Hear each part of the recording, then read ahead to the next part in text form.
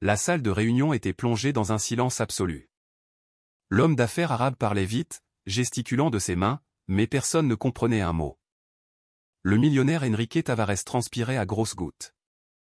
Son directeur commercial, Fernando Castello, feignait l'assurance, mais ses yeux trahissaient son désespoir.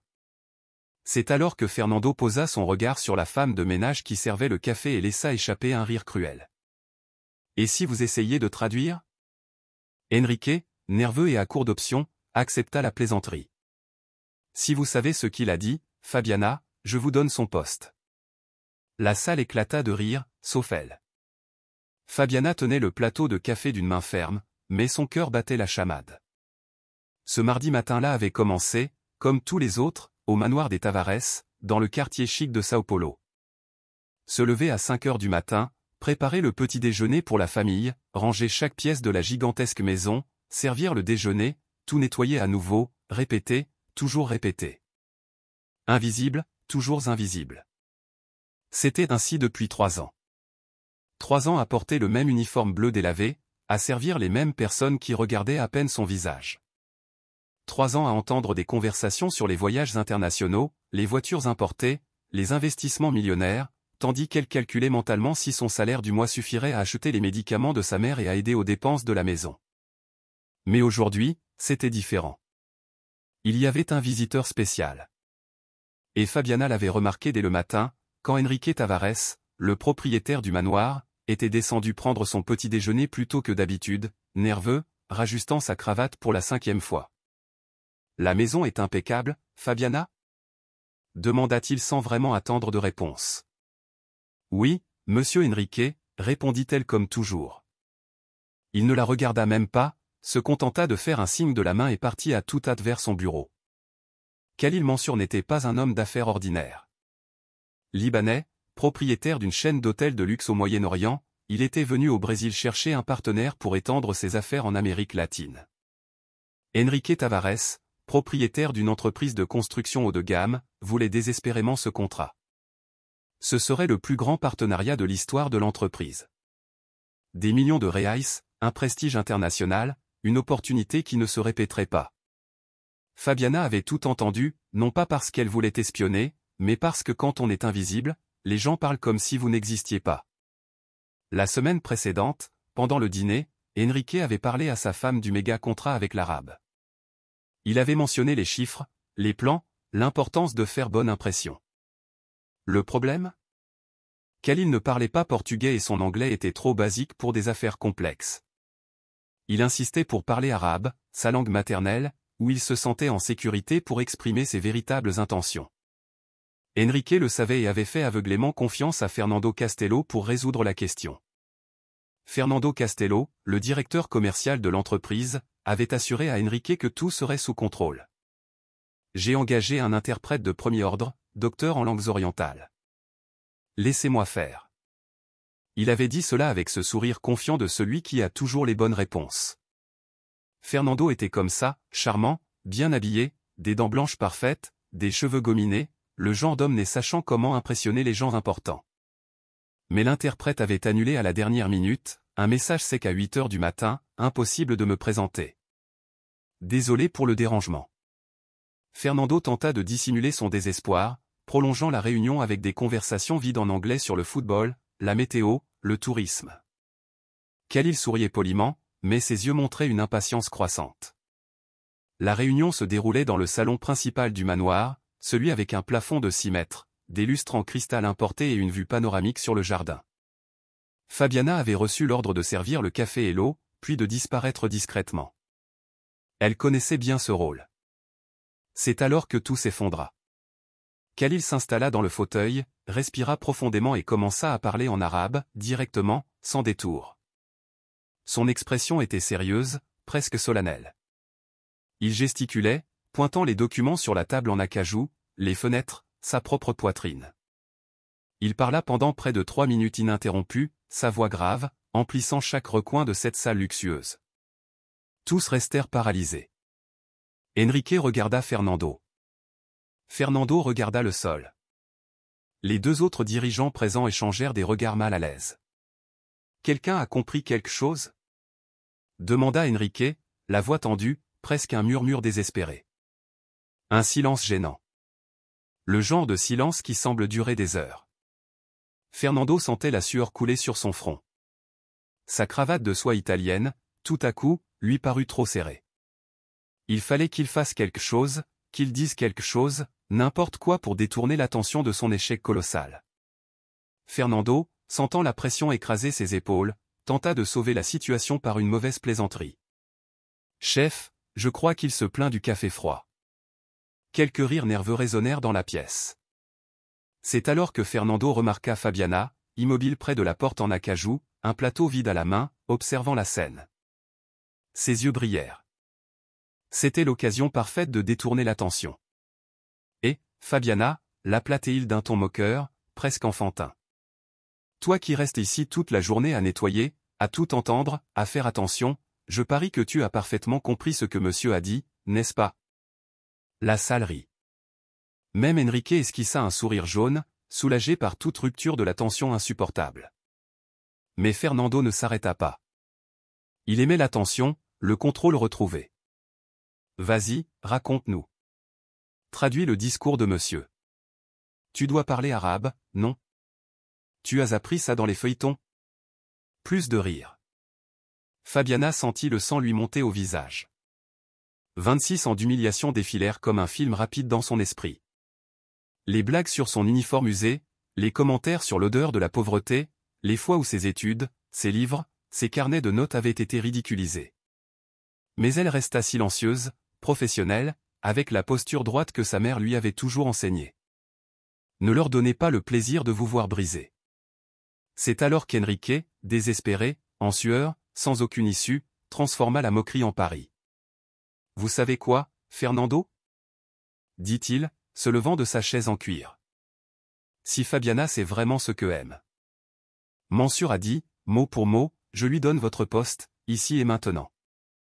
La salle éclata de rires sincères. Fernando rit plus fort que tous, sûr de lui, confiant. Marché conclu, chef. Vous pouvez l'écrire. Mettez-le au contrat. Il battit même des mains comme s'il avait déjà gagné. Khalil observait tout avec une expression neutre, ne comprenant pas le portugais, mais clairement gêné par l'atmosphère de raillerie. Ses yeux sombres allaient d'un visage à l'autre, essayant de déchiffrer ce qui se passait. Il n'aimait pas ça. Il n'aimait pas être le centre d'une blague qu'il ne comprenait pas. Enrique regarda Fabiana. « Alors, vous acceptez le défi ou vous allez admettre que ce n'était qu'une plaisanterie de Fernando ?» Fabiana respira profondément. Elle tenait le plateau de café vide avec tant de force que ses doigts étaient blancs. Le métal pressait contre ses paumes. Tous les regards étaient rivés sur elle. Fernando croisa les bras, les jambes écartées, sûr de sa victoire. Enrique attendait avec anxiété, sachant que ce n'était qu'une mise en scène ridicule, mais espérant secrètement un miracle impossible. Les autres dirigeants sortaient déjà leur téléphone, prêts à filmer l'humiliation. Et Fabiana? Fabiana savait exactement chaque mot que Khalil Mansur avait dit, chaque syllabe, chaque intonation, chaque pause, parce qu'elle n'était pas seulement une femme de ménage qui nettoyait, servait et disparaissait. Elle était une femme qui parlait 6 langues couramment, anglais, espagnol, français, italien, mandarin et arabe. Arabe classique, appris seule pendant 5 ans de nuit blanche à la bibliothèque municipale, utilisant de vieux écouteurs pour répéter les prononciations de vidéos gratuites sur Internet. Elle posa le plateau sur le buffet avec délicatesse, comme s'il s'agissait de cristal fin. Elle redressa son uniforme bleu délavé, s'essuya les mains sur son tablier blanc, regarda directement Khalil, ignorant tous les autres visages dans la pièce. Et puis, avec une prononciation parfaite, limpide, elle commença à parler en arabe. « La paix soit avec vous, monsieur Mansur », dit Fabiana en arabe parfait. La salle se figea, le sourire de Fernando disparut comme de la fumée. Enrique écarquilla les yeux et Khalil Mansur, pour la première fois depuis qu'il était entré dans ce manoir, sourit. 16 ans auparavant, quartier de Guaianaz, zone de Sao Paulo. Fabiana avait 10 ans quand le monde s'effondra. C'était un jeudi pluvieux de mars. Elle se souvenait des détails comme si c'était hier. L'odeur du café filtré que sa mère Teresa préparait avant 5 heures du matin. Le bruit de la vieille télévision allumée à faible volume, ses jeunes frères et sœurs dormant encore dans la chambre qu'ils partageaient. Tout changea avec un coup à la porte. 2 policiers, des expressions sérieuses, casquette à la main. « Madame, vous êtes l'épouse de José Carlos Silva ?» Teresa savait déjà. Les mères savent toujours. Elle se retint au montant de la porte, ses jambes flageolèrent, mais elle ne tomba pas. Fabiana regarda tout depuis la table de la cuisine, la cuillère de bouillie figée en l'air. Accident de travail, chantier irrégulier, structure effondrée. 5 ouvriers morts. José Carlos était l'un d'eux. Fabiana ne pleura pas ce jour-là, ni aux funérailles, ni à l'enterrement. Elle observait simplement sa mère, enceinte de 7 mois de son 5e enfant, essayant d'être forte. Teresa avait 28 ans et venait de devenir veuve, sans profession, sans revenu, sans perspective. 4 enfants à élever, un autre en route et un compte bancaire qui n'atteignait pas 1000 reais. Le monde ne s'arrêta pas pour attendre leur deuil. 2 semaines plus tard, Teresa trouva un emploi de femme de ménage. Elle partait à 4 heures du matin, revenait à 9 heures du soir. Fabiana, l'aînée, devint la mère de ses frères et sœurs. Lucas avait 8 ans, Miguel 6, Béatrice 4. Et quand Pedro naquit en mai de cette année-là, ce fut elle qui apprit à changer les couches, à faire les biberons, à bercer dans ses bras. Elle avait 10 ans. L'école devint un luxe. Fabiana y allait quand elle pouvait. Elle manquait l'école pour s'occuper de Pedro malade, pour aller chercher ses frères et sœurs à la crèche quand Teresa ne pouvait pas, pour faire la cuisine quand il n'y avait personne à la maison. Les professeurs se plaignaient, cette fille n'aura pas d'avenir si elle continue comme ça. Teresa pleurait en cachette. Fabiana faisait semblant de ne pas voir, mais elle était intelligente, très intelligente. Même en manquant l'école, même en étudiant la nuit, à la lueur d'une bougie quand il n'y avait pas d'électricité, elle obtenait les meilleures notes de sa classe, mathématiques, portugais, sciences, histoire. Tout avait un sens pour elle, comme si son cerveau était une éponge désespérée de connaissances. C'est à 12 ans qu'elle découvrit son don. Le feuilleton de 20 heures avait un personnage français. Fabiana fut fascinée par la langue, ses sons différents, cette mélodie étrange. Elle commença à répéter les phrases, imitait les accents, notait les mots dans un vieux cahier, cherchait la signification dans le dictionnaire de la bibliothèque de l'école. En 6 mois, elle parvenait à comprendre des dialogues entiers. « Tu as un talent pour les langues », dit la professeure de portugais, Dona Marta, une dame noire aux cheveux gris qui voyait du potentiel là où d'autres ne voyaient qu'une autre fille pauvre. « As-tu déjà pensé à faire des études de lettres, à devenir traductrice ?» Fabiana rit. Non pas de moquerie, mais d'impossibilité. « Professeur, j'ai à peine réussi à terminer le collège. L'université, c'est un autre monde. » Mais Dona Marta n'abandonna pas. Elle emmena Fabiana à la bibliothèque municipale, lui montra la section des langues, des livres, des CD, des DVD. Tout ici est gratuit. Tu peux venir quand tu veux. Et Fabiana y alla tous les samedis matins. Pendant que Teresa travaillait et que les frères et sœurs restaient avec la voisine, elle passait 4 heures plongée dans l'anglais, l'espagnol, le français.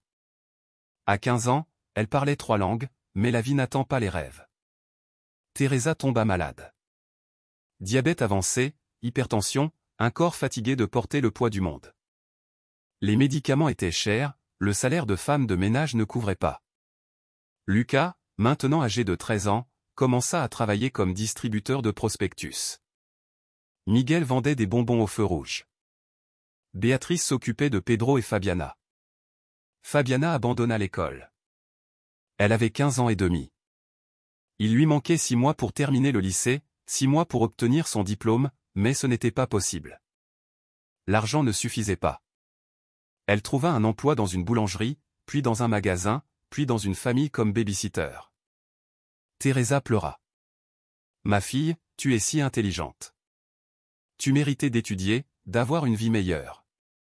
On va s'en sortir, maman. » Fabiana répondit, serrant les mains calleuses de Teresa.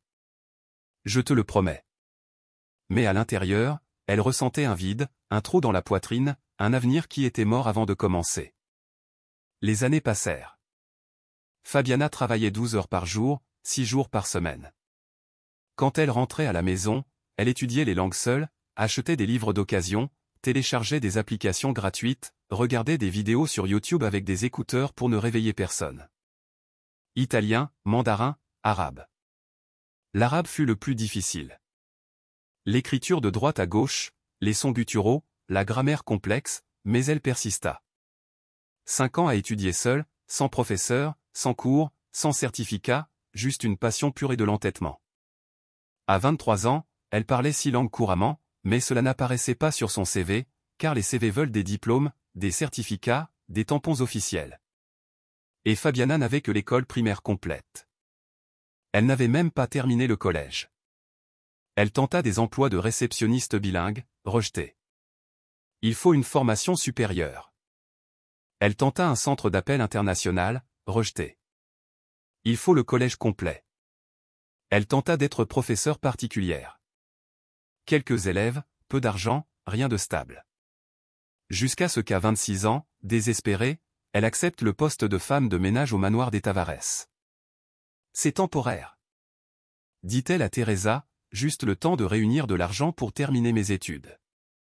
3 ans plus tard, elle était toujours là, servant le café, nettoyant les chambres, invisible, mais Fabiana n'avait jamais cessé d'étudier. Chaque nuit, de 4h à 5h30, avant de commencer le travail, elle étudiait, perfectionnait, apprenait, car elle savait qu'un jour, d'une manière ou d'une autre, cette connaissance serait utile. Elle n'imaginait juste pas que ce jour serait aujourd'hui. Le manoir des Tavares faisait 1000 mètres carrés, 7 suites, 5 salles de bain, 3 salons, une piscine chauffée, un court de tennis, un jardin avec une fontaine importée.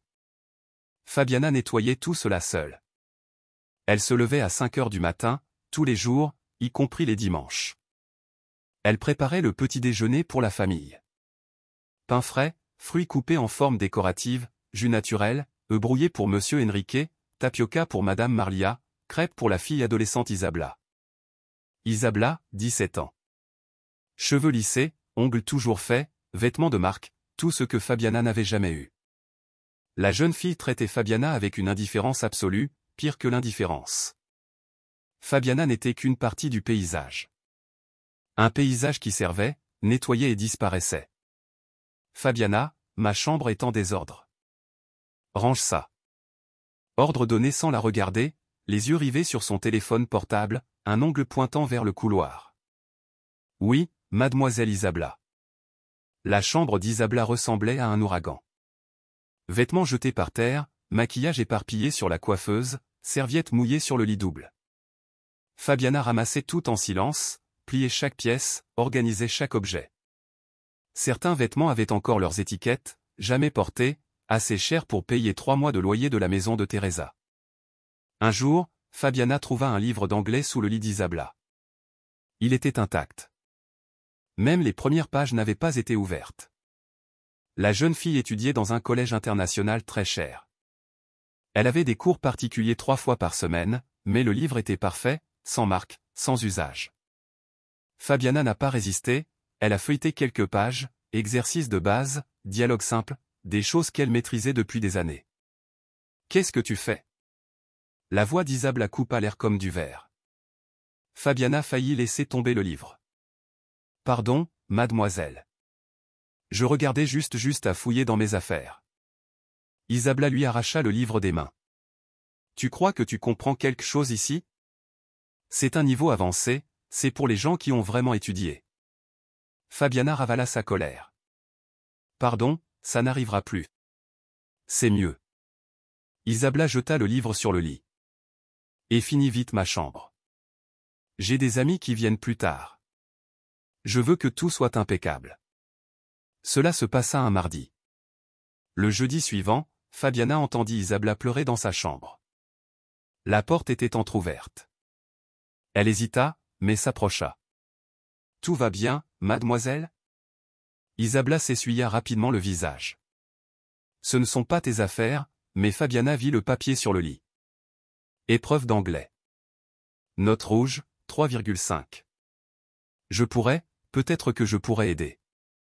Les mots sortirent avant que Fabiana ne puisse réfléchir. Isabla rit. Un rire amer, cruel. Toi m'aider en anglais? Toi qui as à peine fini l'école. Fabiana sentit la blessure, mais garda sa voix ferme. Je parle anglais couramment et 5 autres langues. Je peux expliquer la matière si vous voulez. Sors d'ici. Isabla pointa la porte. Et oublie ce que tu as vu. Fabiana sortit et Isabella continua à avoir de mauvaises notes. Madame Marlia, l'épouse d'Enrique, était différente. Pas cruelle, juste absente. Elle vivait entre déjeuners de bienfaisance, séances de spa, voyages avec ses amis. Elle parlait à Fabiana seulement pour donner des ordres indirects. Fabiana, serait-il possible de préparer un dîner spécial vendredi? Nous aurons des invités. Fabiana, les serviettes de piscine doivent être changées. Fabiana, la porcelaine de la salle à manger doit être impeccable. Toujours, serait-il possible, doit être. Jamais, s'il vous plaît, jamais, merci, comme si Fabiana était un service automatisé, payé mensuellement. Et Monsieur Enrique Tavares, était le genre d'homme qui croyait sincèrement être généreux. Il payait le salaire à temps, donnait un panier de Noël, permettait à Fabiana de partir 1 heure plus tôt le vendredi. Je traite bien mon employé, disait-il à ses amis. Je ne suis pas comme ces patrons exploiteurs. Mais Enrique ne connaissait pas le nom de la mère de Fabiana. Il ne savait pas qu'elle avait des frères et sœurs. Il ne savait pas qu'elle étudiait 6 langues. Il ne savait rien d'autre que le fait qu'elle nettoyait bien, cuisinait bien et ne posait pas de problème. Une fois, lors d'un dîner avec des investisseurs, Fabiana entendit la conversation dans le salon pendant qu'elle servait les boissons. Le problème du Brésil, c'est que les gens ne veulent pas étudier, disait l'un des invités, cigare à la main. Ils attendent que tout leur tombe dans les mains. Exactement, acquiesça Enrique. Je donne des opportunités, mais il faut courir après. Moi-même, j'ai commencé de rien, j'ai étudié, j'ai obtenu mon diplôme, j'ai construit mon empire. Fabiana serra le plateau avec force.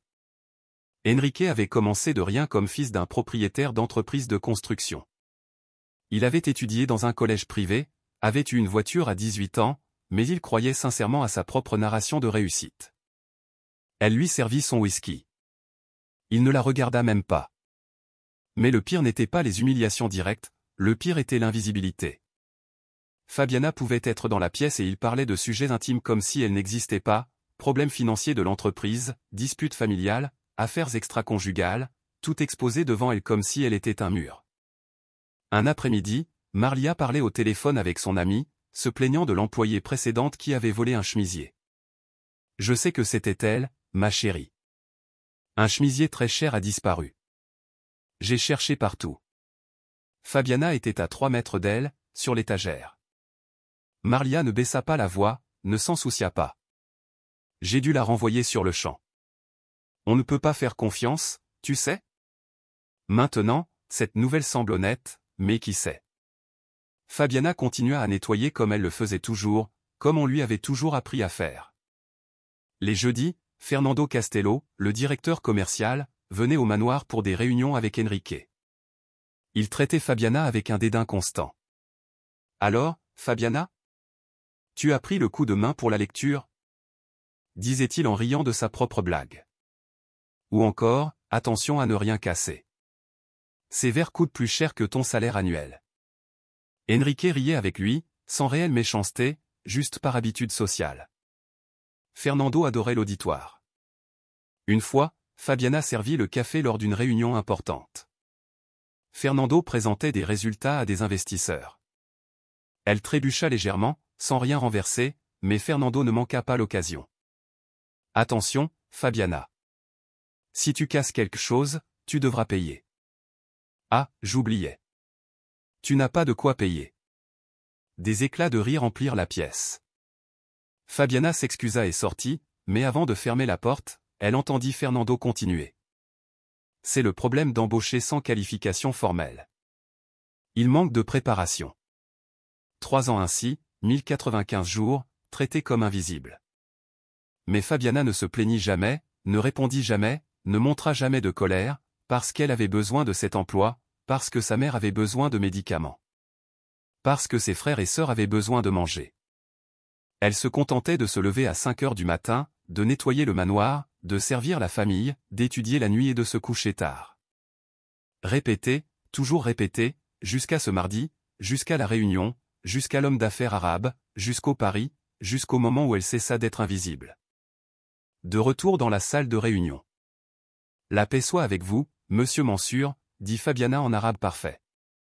La voix de Fabiana coupa le silence de la pièce comme une lame aiguisée, claire, ferme, parfaite. Khalil Mansour écarquilla les yeux. Enrique se figea, la bouche entr'ouverte. Fernando Castello sentit le sol disparaître sous ses pieds. Les autres dirigeants lâchèrent leur téléphone portable. Marlia, qui entrait à ce moment-là avec plus de café, s'arrêta au milieu du chemin. Fabiana continua, en arabe fluide, avec une prononciation impeccable. Monsieur a dit qu'il était déçu de cette réunion. Elle traduisait ses propres mots de l'arabe au portugais, alternant entre les langues, qu'il s'attendait à du professionnalisme, mais qu'il a trouvé de la désorganisation, que le manque d'un interprète démontre un manque de respect envers son temps et sa culture. Khalil se leva lentement du fauteuil, les yeux fixés sur Fabiana. Il n'arrivait pas à y croire, pas dans ce manoir, pas venant de cette femme en uniforme bleu délavé. Fabiana respira profondément et continua, traduisant chaque mot que Khalil avait prononcé quelques minutes auparavant. Monsieur a dit que la confiance est la base de tout partenariat et qu'une entreprise qui ne se prépare pas adéquatement pour une réunion internationale soulève de sérieuses questions sur sa capacité d'exécution. Monsieur a demandé s'il devait réellement investir des millions dans un partenariat avec des personnes qui ne maîtrisent même pas les bases de la communication interculturelle. À chaque phrase, Fernando sentait la sueur couler sur son front. Enrique était passé du choc à quelque chose qui ressemblait à de la panique contrôlée. Ces mots étaient dévastateurs. Khalil était à un pas d'abandonner l'affaire et personne, absolument personne à part Fabiana, n'avait compris. Elle continua, implacable. Monsieur a mentionné qu'il avait reçu des propositions de 3 entreprises brésiliennes et que jusqu'à présent, celle-ci était la moins préparée. Monsieur a dit qu'il ne nous donnerait que 10 minutes supplémentaires pour présenter quelque chose de concret où il mettrait fin à la réunion et passerait au prochain partenaire. Enrique ferma les yeux. 10 minutes.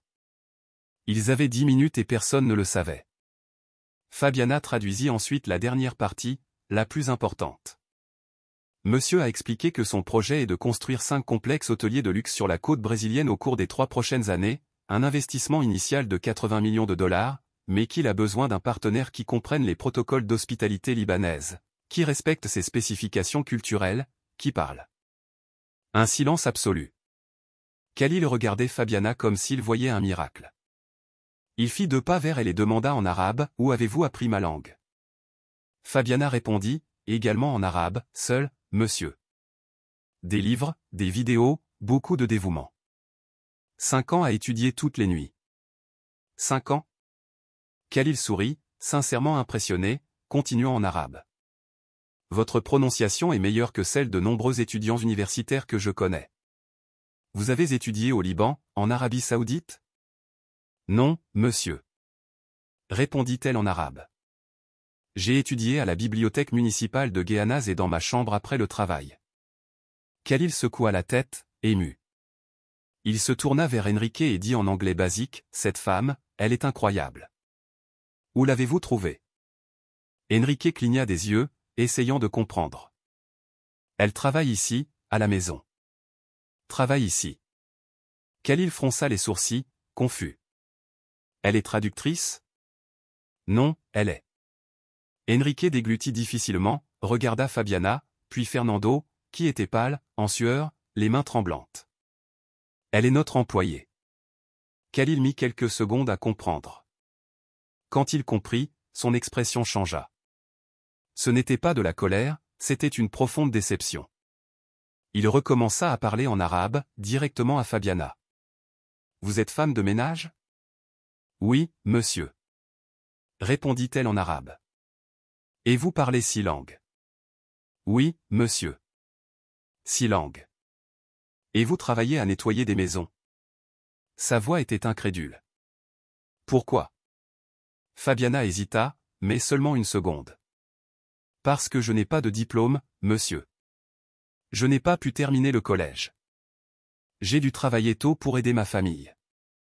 Le marché n'embauche pas sur la base de connaissances réelles, il embauche sur la base de papier, expliqua-t-elle en arabe. Khalil ferma les yeux, respira profondément.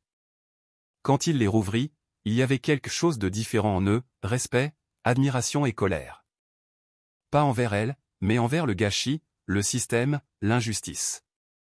Il se tourna vers Enrique et dit en anglais, lentement mais fermement, cette femme parle 6 langues. 6. Et vous? Vous la faites nettoyer des maisons. Enrique tenta d'expliquer, mais les mots s'embrouillaient. Je ne savais pas. Personne ne savait. Elle n'a jamais dit.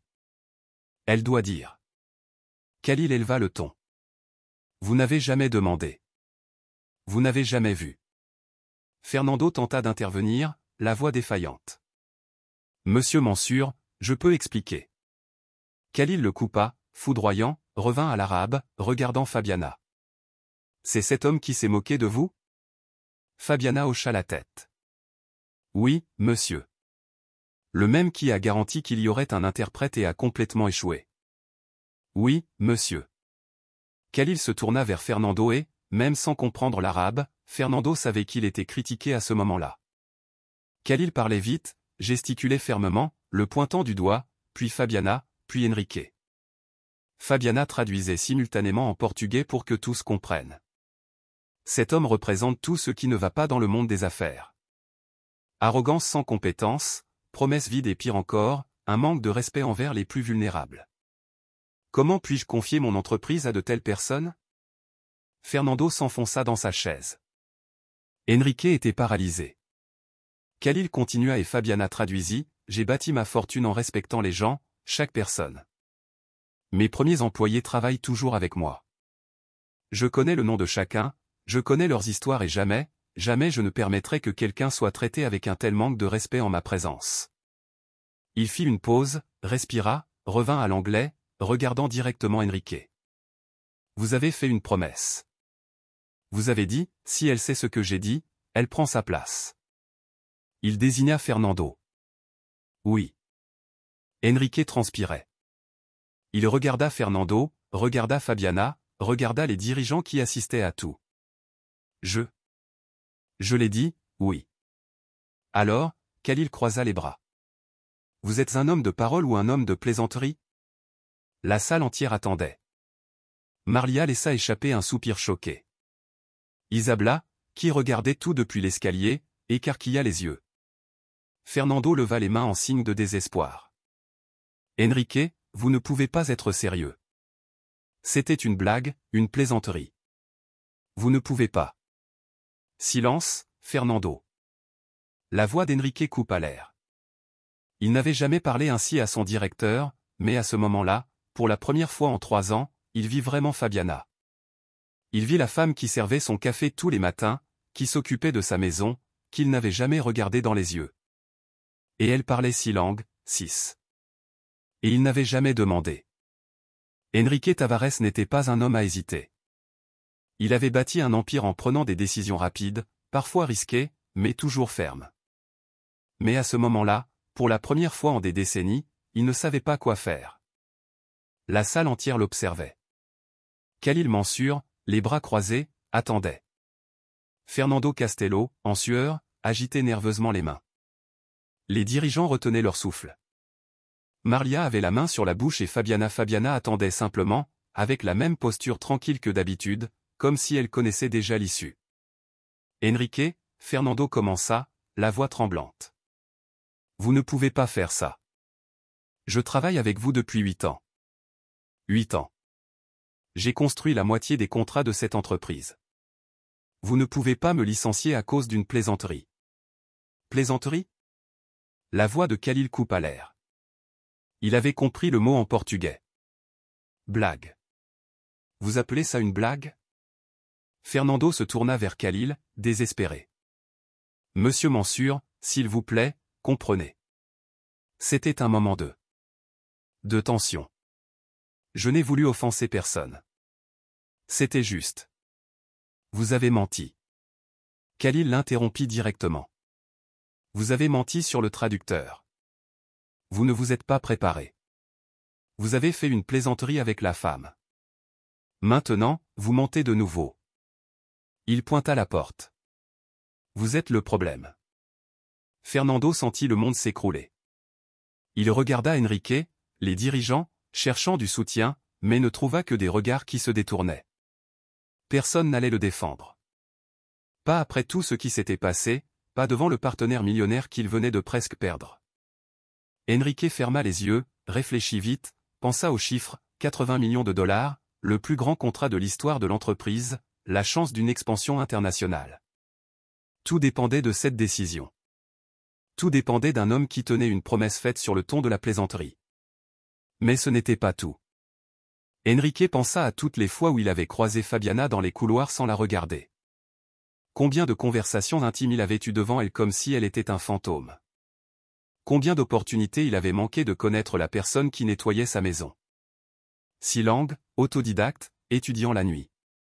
Et il n'avait jamais demandé son nom complet. Il ouvrit les yeux, regarda Fabiana, la regarda vraiment et pour la première fois, il vit. « Fernando » dit-il d'une voix basse mais ferme. « Vous êtes viré. » Le silence qui suivit fut assourdissant. Fernando chancela. « Quoi, Enrique ? » ? « Non, vous ne pouvez pas. »« Je peux et je le fais. » Enrique leva la main. « Vous avez menti sur l'interprète. Vous avez failli ruiner la plus grande affaire de cette entreprise. Et pire, vous avez manqué de respect à une employée devant tout le monde. Ce n'est pas une façon de représenter mon entreprise. Mais Enrique, ramassez vos affaires. Les ressources humaines vous contacteront pour les arrangements. » Enrique détourna le regard. Il ne pouvait plus faire face à Fernando. « Vous pouvez vous retirer. » Fernando resta immobile, la respiration accélérée, les poings serrés. Un instant, il sembla qu'il allait exploser, crier, faire un scandale. Mais ensuite, il regarda autour de lui, vit Khalil impassible. Vit les dirigeants éviter son regard. Vit Marlia avec une expression de désapprobation. Vit Isabella dans l'escalier, filmant tout avec son téléphone portable. Et il vit Fabiana, silencieuse, sereine, victorieuse. Il sentit l'amertume monter dans sa gorge. « Vous allez le regretter » cracha-t-il. Tous. Et il sortit en claquant la porte. Le bruit résonna dans le manoir, puis le silence revint. Enrique se tourna vers Fabiana. Elle était toujours debout, les mains croisées devant son corps, son uniforme impeccable, attendant. Fabiana. Il s'éclaircit la gorge. Une promesse est une promesse. Le poste de directeur commercial est à vous. Si vous acceptez. Elle cligna des yeux une fois. 2 fois. Comme si elle avait besoin de confirmer qu'elle avait bien entendu. Monsieur Enrique, je n'ai pas la formation pour. Vous parlez 6 langues, la coupa-t-il. Vous venez de sauver un contrat de 80 millions de dollars. Vous avez plus de compétences réelles que n'importe quel diplôme ne pourrait prouver. Il fit une pause. Acceptez-vous ? Fabiana regarda Khalil. Il souriait, hochant la tête en signe d'approbation. Elle regarda Marlia, qui semblait choquée, mais pas contraire. Elle regarda les dirigeants, qui attendaient sa réponse. J'accepte. Khalil applaudit une fois, fort. Bien, très bien, dit-il en anglais. Il s'approcha de Fabiana et lui tendit la main. Maintenant, nous pouvons parler d'affaires. Des affaires sérieuses. Oui. Fabiana lui serra la main. Fermement, avec assurance. Khalil se tourna vers Enrique. Nous nous asseyons, nous parlons, elle traduit. Une vraie réunion professionnelle. Oui, oui, bien sûr. Enrique désigna la table. S'il vous plaît, asseyez-vous. Tous s'installèrent. Fabiana, pour la première fois en 3 ans, s'assit à la table, non plus debout, servant le café, mais assise comme une égale. Khalil commença à parler en arabe et Fabiana traduisit simultanément avec une précision chirurgicale. Monsieur Mansour dit que son projet de complexe hôtelier au Brésil a besoin de quelqu'un qui comprenne les 2 cultures, quelqu'un qui puisse faire le pont entre les protocoles d'hospitalité libanaise et le marché brésilien. Il cherchait cette personne depuis des mois. Khalil hocha la tête et continua. Il dit que les complexes seront destinés au public libanais et du Moyen-Orient qui visitent le Brésil. Des familles qui recherchent l'intimité, le luxe et le respect des traditions culturelles, des menus spécifiques, des espaces de prière, des zones pour les familles. Tout cela en maintenant le standard brésilien d'hospitalité. Enrique écoutait attentivement, prenant des notes. Pour la première fois, il comprenait parfaitement la vision de Khalil. Il a besoin d'un partenaire qui construise avec qualité, mais aussi de quelqu'un en interne qui gère les spécifications culturelles. Quelqu'un qui parle arabe, comprenne ses besoins et puisse coordonner les équipes brésiliennes. Khalil s'arrêta, regarda Fabiana et dit quelque chose qui la fit écarquiller les yeux.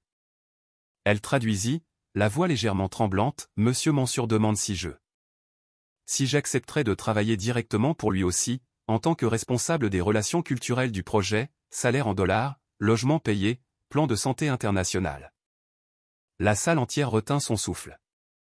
Enrique sentit un pincement au cœur. Il venait de la promouvoir et maintenant il allait la perdre. Mais Khalil continua à parler et Fabiana traduisit. Il dit qu'il ne veut pas me retirer de cette entreprise.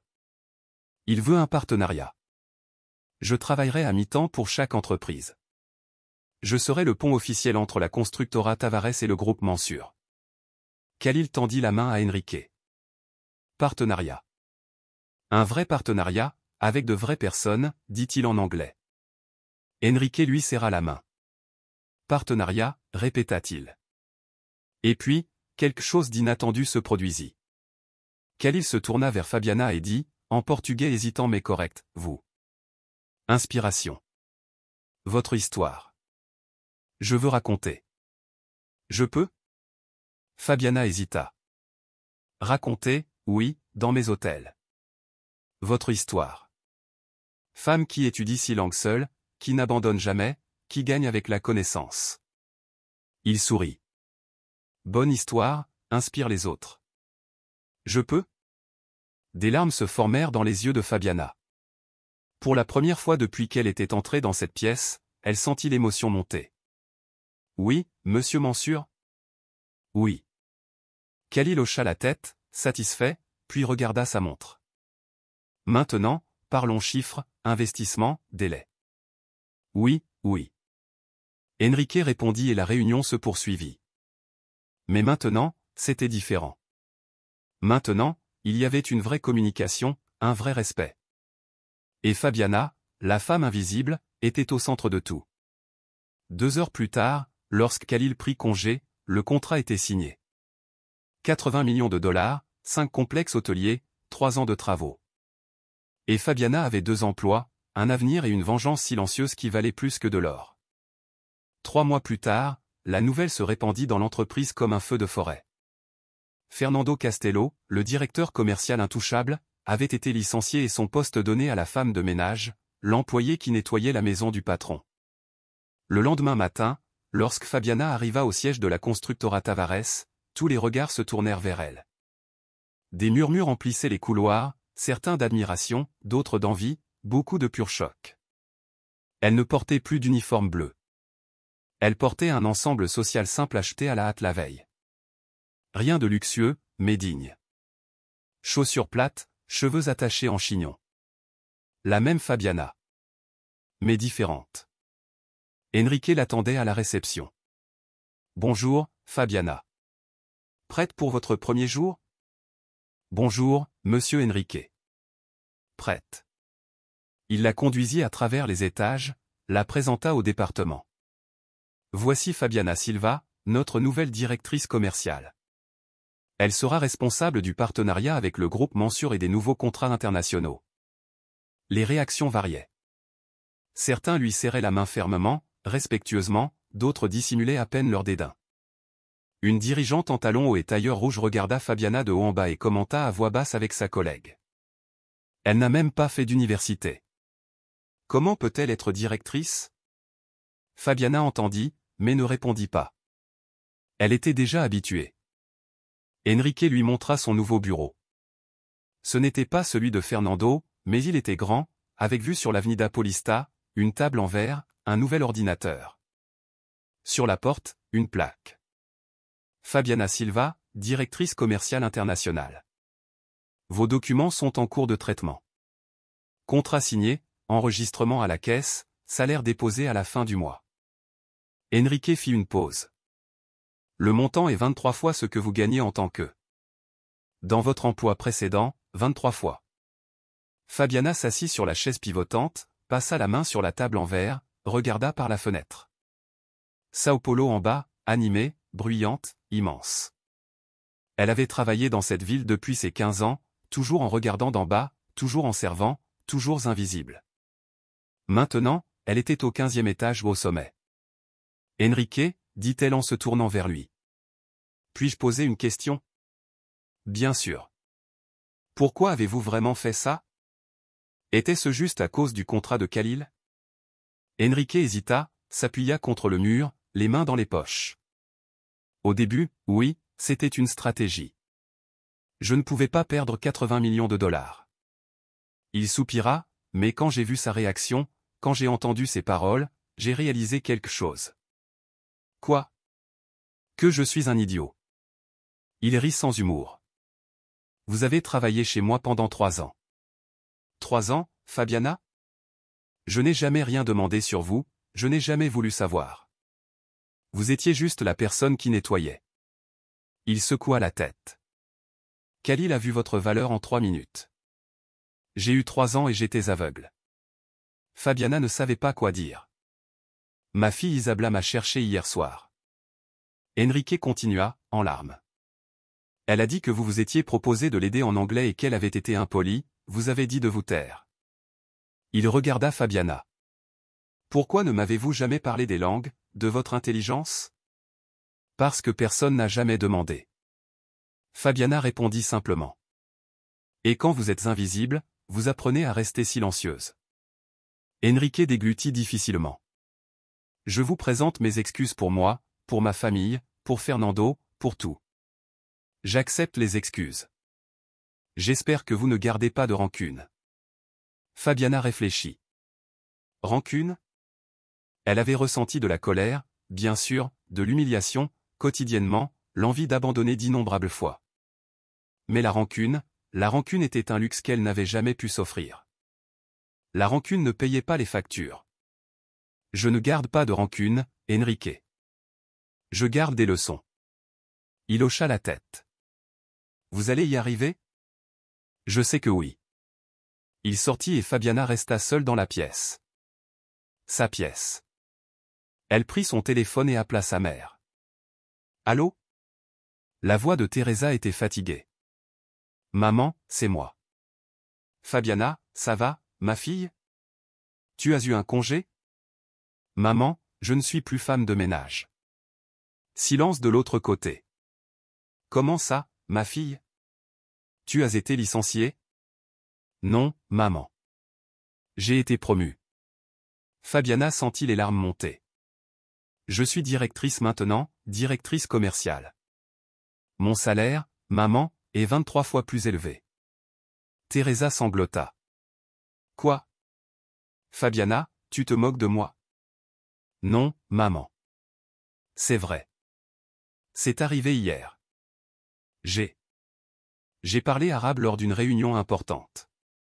J'ai sauvé un contrat et le patron a tenu sa promesse. Teresa pleurait de l'autre côté. Pleurait et riait en même temps. Ma fille est devenue directrice. Mon Dieu. Maman, tu vas pouvoir arrêter de travailler. Je vais payer toutes les factures, les médicaments. Je vais mettre Lucas, Miguel et Béatrice dans une meilleure école. Pedro aura tout ce dont il a besoin. Fabiana essuya ses larmes. Et toi, maman, tu vas te reposer. Je n'y crois pas. Je n'y crois pas. Elles parlèrent pendant 20 minutes. Fabiana raconta tout. La réunion, l'homme d'affaires arabe, le licenciement de Fernando. La proposition de Khalil. Teresa écoutait entre les larmes et les exclamations d'incrédulité. Ton père serait si fier, dit Teresa, la voix étranglée. Si fier, Fabiana. Quand elle raccrocha, Fabiana respira profondément, regarda l'écran de l'ordinateur, elle avait du travail à faire, des contrats à étudier, des projets à comprendre, un poste à honorer. Elle n'avait pas de diplôme, pas de MBA, pas de nom de famille important, mais elle avait la connaissance, elle avait l'effort, elle avait des années d'invisibilité qui lui avaient appris à observer, écouter et apprendre. Et elle avait une chance. 3 jours plus tard, Fernando apparut. Fabiana sortait du bâtiment quand elle le vit. Il était appuyé contre une voiture, les bras croisés. Quand il la vit, il marcha vers elle. Fabiana. Elle s'arrêta, le regarda. Fernando était différent. Barbe de 3 jours, yeux cernés, costume froissé. L'arrogance avait disparu. À la place, il y avait de la fatigue. Puis-je vous parler? Juste une minute. Fabiana regarda autour d'elle. Des dirigeants passaient à la hâte. Certains la regardèrent avec curiosité. Vous avez 30 secondes, dit-elle. Fernando respira profondément. Je l'ai mérité. Je sais que je l'ai mérité. J'ai été arrogant, cruel et incompétent. Il regarda le sol. J'ai tout perdu. Ma réputation, mon emploi. Mon appartement est sur le point d'être repris par la banque. Fabiana ne dit rien. Je ne demande pas mon emploi en retour. Je sais que ça n'arrivera pas. Il la fixa. Mais puis-je demander une chose? Ne me détruisez pas. Ne répandez pas ce qui s'est passé. J'ai besoin de recommencer. J'ai besoin d'une chance. Fabiana inclina la tête. Fernando, je n'ai jamais eu l'intention de vous détruire. Vous l'avez fait vous-même. Je sais. Et concernant la diffusion, je n'ai pas besoin. Vous vous en êtes occupé vous-même. Isabella a tout filmé. C'est sur Internet depuis hier. Ça a déjà un demi-million de vues. Fernando ferma les yeux. J'ai vu. Alors vous savez. Ce n'est pas moi qui vais affecter votre réputation. Vos choix l'ont déjà fait. Il hocha la tête, vaincu. Vous avez raison. Il se tourna pour partir, mais s'arrêta. Vous méritiez cette chance depuis toujours. Je regrette de ne pas l'avoir vu avant. Fabiana le regarda s'éloigner. Épaules courbées, pâlant, un homme brisé. Elle ne ressentit ni plaisir, ni victoire, seulement du soulagement. Le cycle était terminé. Elle prit son téléphone et envoya un message à Khalil. Réunion confirmée pour demain. Traduction simultanée garantie. Nous allons finaliser les détails du premier complexe hôtelier. La réponse vint en quelques secondes. Parfait. Vous êtes excellente. Votre mère le sait? Fabiana sourit. Maintenant, elle le sait.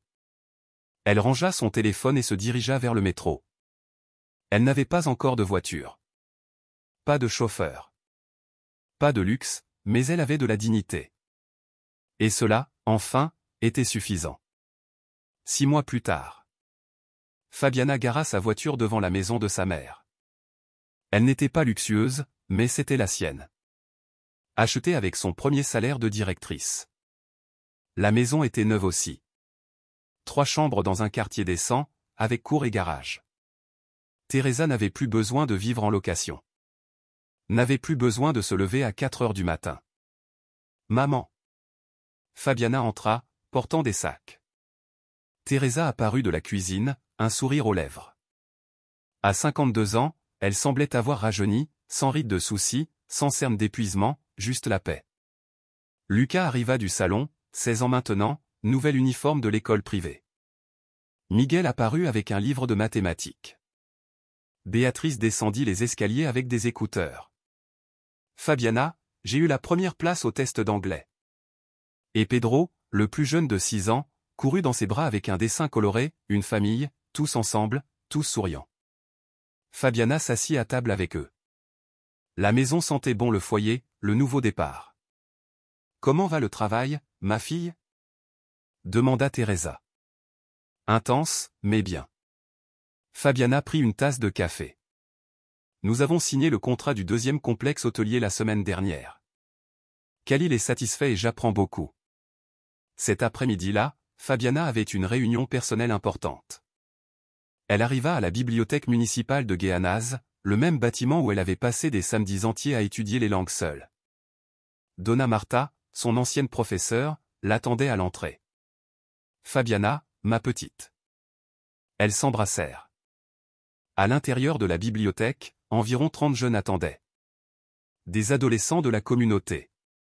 Tous avec le même regard que Fabiana avait eu des années auparavant, la soif de connaissance et le manque d'opportunités. Fabiana avait créé un projet, Pont de langue. Tous les samedis, elle venait à la bibliothèque enseigner les langues gratuitement. L'objectif, préparer les jeunes de la périphérie au marché du travail international. Bon après-midi à tous, commença Fabiana. Mon nom est Fabiana Silva. J'ai grandi ici dans ce quartier, j'ai étudié dans cette bibliothèque et je veux vous raconter une histoire. Les jeunes écoutèrent en silence pendant qu'elle narrait son parcours. Je n'avais pas de diplôme. Je n'avais pas d'argent, je n'avais pas de relations, mais j'avais une chose, la connaissance. Et personne ne peut vous enlever la connaissance. Elle regarda chaque visage devant elle, l'un après l'autre, avec une intensité douce mais déterminée. Vous êtes ici parce que vous voulez plus. Parce que, quelque part au fond de vous, vous savez que vous méritez plus. Et moi, je vais vous aider à y parvenir. Une main se leva timidement. Une jeune fille, 15 ans tout au plus, prit la parole. Oui? Demanda Fabiana avec bienveillance. Vous pensez qu'on a une chance?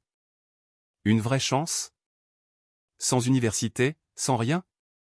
Fabiana s'approcha un peu, son regard ancré dans celui de la jeune fille. Quel est ton nom? Jessica. Jessica, je vais être honnête avec toi. Ce sera difficile. Très difficile. Tu feras face à des préjugés, à des refus, à des humiliations. Tu entendras non 1000 fois. Elle fit une pause, le silence pesant dans la pièce. Mais si tu continues à apprendre, si tu t'appliques à devenir irremplaçable dans ce que tu fais, alors quelqu'un, quelque part, finira par voir ta valeur. Cela prendra du temps, oui. Mais crois-moi, ça arrivera. Le cours reprit, simple mais vibrant. Fabiana enseignait des phrases de base en anglais, et les jeunes répétaient, prenaient des notes, posaient des questions. Dans leur voix résonnait quelque chose de puissant, l'espoir. Ce n'était pas juste une classe, c'était une promesse collective, un souffle d'avenir. Quand la séance prit fin, Donna Marta s'approcha, les yeux pleins de fierté. Vous changez des vies, Fabiana. J'essaie seulement de rendre ce qu'on m'a donné, professeur. Vous l'avez fait pour moi. Maintenant, c'est à mon tour. Le cycle continue. 2 semaines plus tard, Fabiana reçut un message inattendu. C'était Isabla. Fabiana, pouvons-nous parler? Elles se retrouvèrent dans un petit café. Isabla arriva méconnaissable, pas de maquillage, les cheveux libres, une robe simple. Merci d'avoir accepté de me voir, commença-t-elle d'une voix hésitante. Qu'est-ce que tu veux, Isabla? Demanda Fabiana, sans froideur mais avec prudence. Te présenter mes excuses. Isabla baissa les yeux vers ses mains tremblantes. J'ai été odieuse. Arrogante. Impolie. Une larme coula sur sa joue. Après tout ce qui s'est passé, mon père a changé. Il m'a forcé à suivre une thérapie, à réfléchir. Et j'ai passé l'examen d'entrée à l'université. J'ai été accepté en lettres. Je veux être comme toi. Fabiana sentit une chaleur douce l'envahir. Isabla, tu n'as pas besoin d'être comme moi. Tu dois juste devenir la meilleure version de toi-même. Tu me pardonnes? Je t'ai déjà pardonné. Isabla se mit à pleurer, sincèrement. Puis-je participer à ton projet à la bibliothèque? Je veux aider. Fabiana sourit. Samedi, 15 heures. Viens. Isabla vint. Et elle revint. Encore et encore. Le premier complexe hôtelier fut inauguré, un succès éclatant. Fabiana fut promue vice-présidente des relations internationales. Mais elle resta la même. Elle vivait simplement, continuait d'enseigner le samedi, continuait d'être Fabiana. 1 an plus tard, alors qu'elle était dans son bureau, le téléphone sonna. Mademoiselle Silva? Ici l'Université fédérale. Nous aimerions vous inviter à une conférence, thème, le succès au-delà du diplôme. Fabiana sourit. J'accepte. Ce soir-là, de retour chez elle, elle appela sa mère, parla longuement à ses frères et sœurs, remercia chacun d'eux. Puis, avant de dormir, elle sortit de son tiroir un vieux cahier, celui dans lequel, à 15 ans, elle notait des mots en arabe. Sur la première page, il y avait cette phrase, écrite d'une main adolescente. Un jour, cela en vaudra la peine. Fabiana prit un stylo et ajouta dessous. Ça en a valu la peine. Parce qu'au fond, il ne s'agissait pas de vengeance, mais de justice. Pas de haine, mais d'opportunité. Pas de prouver aux autres, mais de se prouver à soi-même. Fabiana Silva n'avait plus besoin d'être invisible. Elle était enfin vue. Et maintenant, posez-vous la question, combien de Fabiana existent encore, là dehors? Des personnes invisibles, porteuses d'un talent immense, attendant simplement qu'on leur donne une chance de briller. Cette histoire n'est pas seulement la sienne. C'est celle de tous ceux qui continuent d'apprendre malgré la fatigue. De ceux qui croient encore que la connaissance peut changer le monde.